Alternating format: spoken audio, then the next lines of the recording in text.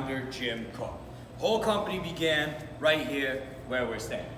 Now, looking around, and I've already had one comment about it, is all of our beer brewed here? Well, usually when people first walk in and look around, they say to themselves, this place is pretty small, all right? And you'd be right, the place is pretty small. This is where we began, but this brewery now functions as our R&D brewery. So this is where we do all of our research and development, all right? Try out new beers, play around with old beer recipes, get to have a lot of fun here, but pretty much everything we brew here now is going to stay here. It's not going to market, it's not going in. All right. Everything that is, usually brewed for mass production, mass distribution, is coming out of our two other breweries that we own. One in Cincinnati, Ohio, the other in Lehigh Valley, Pennsylvania. All right. And those are massive, massive brewing complexes. That's where all of our distribution is coming out. All right. This is where we get to have fun. We've kind of nicknamed it Brewers Playground. All right. We have fun here. This is also, aside from where the company began, this is where every single Sam Adams beer you've ever had has gotten its origin as well. Excluding one. And it's excluding the one we're all sipping on right now. Our Boston Lager, our flagship beer. So yes, our founder Jim Cook, he is a brewer, but he also comes from a family of brewers. He is a 6th generation brewer. And in his dad's attic, he found his great-grandfather's beer recipe, originally called Lewis Cook's Lager. But he took that, he brewed that, and that's what became our Boston Lager, and that's what kickstarted this whole shebang here. All right? So that's where we were, that's where we are. Drink break. Nice. No, that's where we were, guys, and here we are today, sitting here, me being able to give you this tour. All right? Let's talk about the beer itself. Now, I know a few of you guys said you knew a little bit about this, so let's see. Who knows, who knows, who knows? Beer is going to be brewed using 4 main ingredients. Some of you guys out there who gave me the wiggle hand, you know what those ingredients are? Water. What? Barley. Nailed it. Oh, yeah, water. Hop yeast. So barley, yeah, barley is barley or some kind of malt. Yep. Yeast. Yep. So that's 3. We got water. We got malt. We got yeast. Hops. Hops. Nailed it. Well done. Very good, class. Very happy. Drink. All right. Drink. Yeah, every time you guys get a question right, we drink. That's a great class. What day of the week is it? Wednesday. Drink! No, I'm kidding. But yes, guys, so those are our 4 main ingredients that are going to be in almost every beer. It's going to be malt, water, yeast, and hops. All right? That malt, or that grain, usually a barley or a wheat, that's going to contribute body, color, and flavor to our beer. The hops, they're going to be contributing aroma and bitterness. Water obviously makes it a liquid. And the 4th one, yeast, is arguably our most important ingredient, and you guys will see why in a minute when we get to that step in the brew process. All right? Well, our whole brew process is going to go ahead and begin right back here behind me on this back wall with these 3 copper vessels. You guys can't see in the back, feel free to come up a little bit, there's some extra space. But, yes, the whole brew process is going to begin right back here on the back wall. We're going to start with that center vessel that is called the mash tun. All right? The mash tun is where we're going to add in our malt or our grain into hot water. We're going to grind up or mill up that grain first. It's what's called grist. That grist comes in through those blue pipes you see there. It's going to be brought up, brought over, and dropped down into the mash tun, into that hot water. Hot water activates enzymes underneath the starches that grain is made up of. It creates simple sugars for us. All right? And those sugars become very important in a little bit. But this water malt mixture is now going to create a porridge-like substance called mash, hence the name mash tun. All right? And obviously, we don't want a porridge. We want a liquid. So, we're going to take that mash and we're going to move on over to the next copper vessel of mine, going with the blue guy on top. That is called lauter tun. Lauter tun is essentially a giant sieve. We're separating the solids from the liquids. All right? The liquid we're pulling out of there is called wort. W-O-R-T. Wort. It's pretty much just sugar water, but this is what's eventually going to become our beer. All right? So after this step, we're going to take that wort and we're going to slide on over here to the next copper vessel. That is called brew kettle. Brew kettle, where we add in the hops. All right? Now, hops are usually going to be added in there for oil, but we will not just dump in all the hops at once.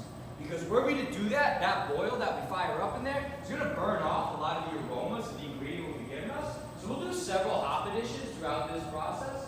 Earlier hop additions for more of the bitterness in our beer. Later hop additions, more of the aroma we're getting out of our beer. Alright? Now after this step, move on over that last copper vessel in line. That is called the whirlpool. Here, guys, another softball for you because I'm getting thirsty. Can anybody guess what the whirlpool does? Spin. It spins it. Very good. Drink. Yes, guys, it is going to spin.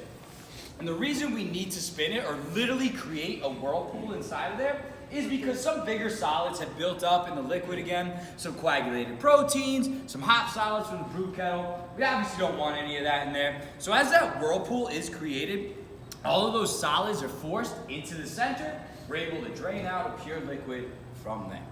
All right. Now after this stage, we're going to run this liquid or run this wort through our heat exchanger. Heat exchanger's in the back corner of the room there. You really can't see it. You're not missing out on much. It's basically a giant radiator.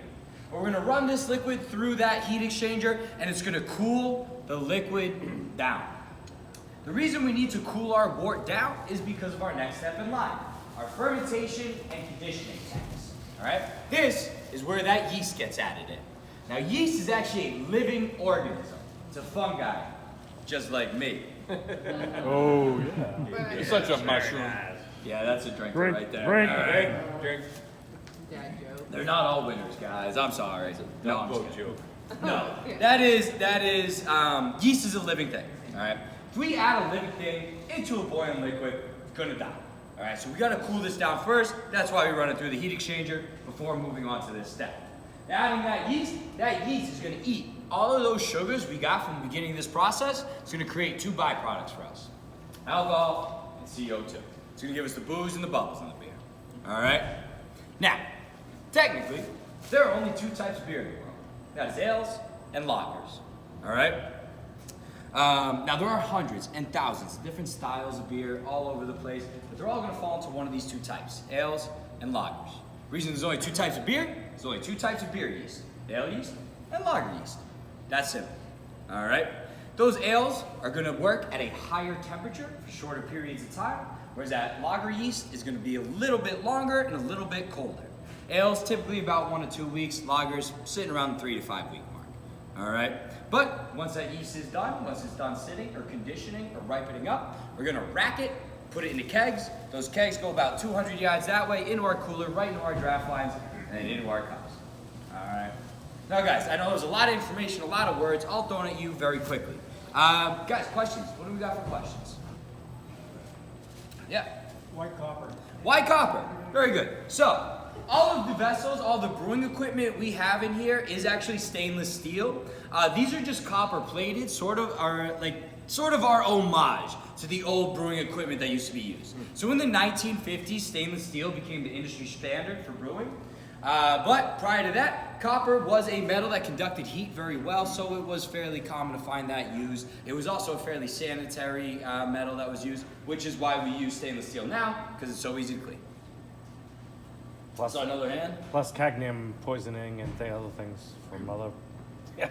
No, I mean, let's be You honest. don't want- A little bit of poison never hurt anybody, right? Well, drink. Drink, drink. You got a hand in the back there. The alcohol killed that stuff. Number one, It's a QA for your question. research and development, where do you source your hops?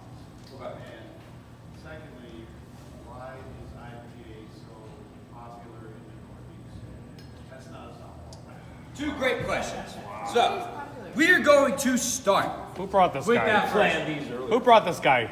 We're going to start with that first question, all Did it right? sneak in the tour? So, the first question was, where do we source our hops for our R&D beers, for our research and development beers? Not just for R&D, but for everything we do brew. We are going to source hops from all over the world. The reason for that is that depending on the atmosphere, depending on the soil, those hops are going to give different characteristics, different qualities to your beer. So, for example, were we to source our hops from the American West Coast, specifically Northern California, Oregon, and Washington, those are going to be giving our beer sort of more citrusy, tropical fruit notes, whereas maybe we source hops from the UK, UK, a lot of those hops grown there, they give you a lot more of an earthy, resiny quality to your beer, whereas Central Europe, you're going to tend to find a lot more of a piney characteristic coming out of those hops. New Zealand, you got some that taste like grapes. We got one that we just used called the Sabro hop, coming out of New Mexico. Tastes like roasted or toasted coconut. Toasted coconut. So depending on what we're looking to contribute to that type of beer, that's where we're going to get our hops from. So we will source them from all over. One part of the beer, the malt or the grain, at least our barley that we use here at Sam Adams, primarily that is coming from the Pacific Northwest of the United States, but our hops come from all over. Now, moving on to your second question. Why are IPAs so popular in New England? Yeah, that's really, They're popular everywhere. it's just an interesting thing. Yep. So, IPAs are popular up here, We like Yeah, real I- beer. We like real beer. Get out. few people have shouted things out, but yeah. I mean, IPAs just happen to be what's popular. It's just what people like. It's the way that the market's been trending. Truthfully, I think it's a bit more sensationalism than it actually is the majority of the American market enjoying IPAs over other styles of beer. I think it's a good introductory style for a lot of people. Not because it's a good introductory beer, but just because it's like that first craft beer that everybody hears about. Oh, that super hoppy one. But it's going to give you your foot in the door to go ahead and start experimenting with literally hundreds and thousands of different styles of beer that are out there. It just happens to be what's big on the market. I think because a lot of the craft brewers in the United States did start brewing with hop-heavy beers. Harpoon with their flagship, Harpoon IPA, Sierra Nevada, same thing. And here at Sam Adams, we have our Boston Lager, which I would say is a very balanced beer, in terms of the malt and the hop characteristics. But all these beers have a noticeable hop profile in them, whereas prior to this, all that there really was in America after Prohibition was adjunct pilsners and light lagers, so the big three, Bud, Miller, Coors, not an ounce of hops and none of those, at least in terms of the flavor. All right. I think it was just because it was part of the sort of introduction to the beer industry here in the U.S. I think it's a bit of sensationalism. I think there's a lot of factors that contribute to it, and really it was sort of a newer style in the United States, so we have also taken it and shot off with a bunch of little different offshoot styles. We got West Coast, New England, East Coast, black, red, double, triple, session, all right? We took it and went so many different directions with it. It's really just been the sort of access point to the craft beer industry for a lot of people. Yeah. Yes. Drink. How long does it take hops to grow and mature? How long does it take hops to grow and mature? They're going to be like any other crop where they will have their own sort of, growth cycle, I guess. I could not tell you for sure. They don't pay me to farm. They pay me to drink and yell at tourists, so I do that. But you're going to have a crop each year once that plant is at full maturation.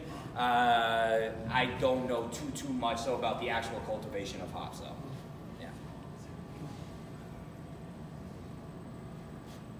Do you have porters and stouts in the works here as far as? Absolutely. So next week we're going to be releasing experimental beer. It's called our Baltic Porter. It's a subset of that porter category. Very, very good beer. At least the iterations I've had of it in the past. Absolutely loved it. Very much looking forward to that coming out again. But yeah, our R&D program is sort of going to follow the seasons, just like what is actually distributed. We want our beers that we are serving here to match the season because, all right, we want to eventually release it in that season in the future. Let's see how people react to it in that season now. So by December, you'll probably have.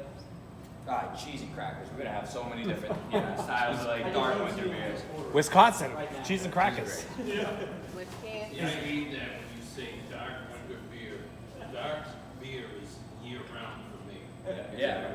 You're the odd duck.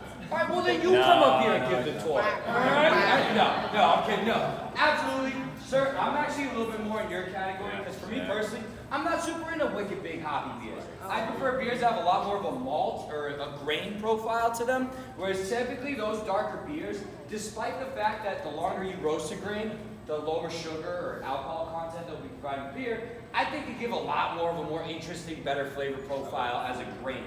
I very much enjoy my malt forward, usually more Central European styles of beers, which there's some great hop stuff out of there too. But So you're saying that the more hoppy it is, you know, like the triple IPA has more alcohol? You want to touch on that? Typically, the more influence a hop has on the flavor, the more or the higher alcohol content it will have, but only as sort of like a balancing method. So the more hops you add to a beer, the more bitterness that they're going to be adding to your beer. The more grain you add to the beer, more sweetness that's coming in, but also the more sugar or the more alcohol content that sugar will provide. So when you get these big double, triple IPAs, that essentially means there's going to be a big, in-your-face, intense hop profile in that beer. Well, to balance that out, we're going to have to add in more grain. Adding in more grain adds in more sugar. Adding in more sugar adds to the alcohol of the beer. So that's why it's a balancing act. But in us balancing the flavor profile of the beer, it's also going to be raising that sugar content and the alcohol content of the beer as well. So any way we can like lower the hops and raise the alcohol? Because I don't like the hops. Very like the alcohol. Very easy. So that would be trending into the category of the beers I like to drink, and I'm sure this gentleman over here likes to drink. Yeah. We're the grain profiles there. Yeah. So we have a beer that here I think it is hands down either the best or one of the top 3 best beers Sam Adams has ever made. It's called a barrel-aged double bock, or a doppelbock. So just like a double IPA, this is a double bock. A bock is a style of beer coming out of Einbeck, Germany, and they're just big malt-forward beers. All right? This is a beer that we are not only going to brew with a lot of that sugar content, but we're also going to barrel age it in Buffalo Trace bourbon barrels for 2 months. So that thing's going to come out with a little bit of alcoholic warmth and 11% ABV. All right? That's the $300 one though, isn't it? No, that bottle's like $16 when we have it in the gift all right. shop. Well, let's go. Yeah. Guys, do you have any other questions? No, but you've been awesome. Oh, stop it. I have been great, but stop it. Hey, you're the cousin from Boston? I've been looking No, for you. but that dude got the job over me. I'm right? telling you right now. You should I'm have got standing here talking to you people, Yeah. and he's out there in commercials making money, And he doesn't front know row anything with about the beer, Red in fact. Sox Getting game. fired. He knows nothing about beer. That kid knows nothing. Nothing. You know what? He's from Canton, all right? Oh, All yeah. right? Everyone from Canton's got, a little going on. Yeah, I'm from Norwood, so I'm close. So you know. How hard is it to get the Buffalo Trace barrels? How hard is it? For us as a brewery, not very hard. So I just had a question about one of our barrel-aged beers. How tough is it for us to actually get the barrels to age our beer in them? When it comes to bourbon, each batch of bourbon that is distilled has to use what are called virgin oakwood barrels, or oakwood barrels that have never had anything else in them before. And that's one of the prerequisites for bourbon actually to be considered bourbon. So once one batch of bourbon is distilled, those barrels are essentially useless to that distillery. So throughout the years, we've developed very good relationships with different distilleries, different alcohol producers, whether it be tequila, aquavit, some wine, some vineyards and stuff like that. But it's not very hard for us to do it. Yeah. Let's start telling people. Shut up. All right. Well, guys, if there are no more questions, at least for right now, I do want to say a quick thank you to you all. Appreciate having you here. Appreciate your service. All right. But I'm going to go ahead and have us all turn around, and I'll actually lead you guys out of here. We'll head out the back there together, bring you back into the tap room, where you guys can, give us some money and drink our beer. All right? Hey, thank you guys. Appreciate it. We can go with roast. All right. No roast. Double bock. And welcome back to Joe from New England. This is like my third tech trying to do this. But, what's going on? Well, we're actually getting Kyle ready to move back to UNH. This is August of 2022. But the video you just saw was November 2021. Yeah, I'm behind. So, what's going on, folks? Let me tell you. I'm going to take these off. I can't see the phone that well, but at least you get to see my lovely eyes. Maybe you're telling me to put my glasses back on. So, what's going on? All right, so this is November. I get some videos of everything else going on right now that we did over the winter time. Got to get them up. Yes, I'm about 9 to 10 months behind schedule. So what's coming up after the winter stuff is put together. That widget, by the way, UNH football, hockey, things like that. And I'll try and put all as one, just make it a compilation, just to get caught up.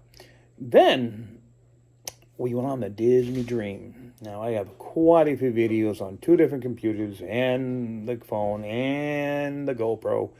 And I put some of that already. I've been trying to put that all together, but I haven't had a chance to yet. So, and it's going to be longer because we're moving Kyle at the UNH this weekend. So this is Friday. We're going to run up today and spend a couple days in York, and then drive about 25 minutes to UNH in Durham, New Hampshire. And we're going to go ahead and do that. I'm going to get him moved in, and then I might get some more clips of York. So maybe we can do a thing on Lobster Cove. Possibly.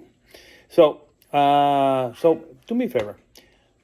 Like, subscribe, hit the notification bell. I hope you enjoyed this video. As I said, this one here was a broken video. I think it was broken. Just whatever time I try to put it into the last video on episode 46, it would not take it. So I said, heck with it, I'm going to go this route with it. So that's what I did. Now I made it 46A, which is what this is. So I have some collages and some pictures that I took from the trip on that on the Salute the Veterans trip we did to Boston with the Constitution and with the duck tour on the Charles River, and then and also some extra pictures of of here. I do want to put a shout out to retired Colonel now, Katrina Stevens. Colonel, great work with you. Thanks for everything. We had a great time on that trip. So, again, congratulations. If you see Colonel Stevens, wish her congratulations on her retirement. And see what's going on. And see what else is going on. Not much else happening. So, but like, subscribe, hit the notification bell. I'm Joe from New England, wishing you 73s as we see in the amateur radio world. I'll see you on the next episode of Joe from New England.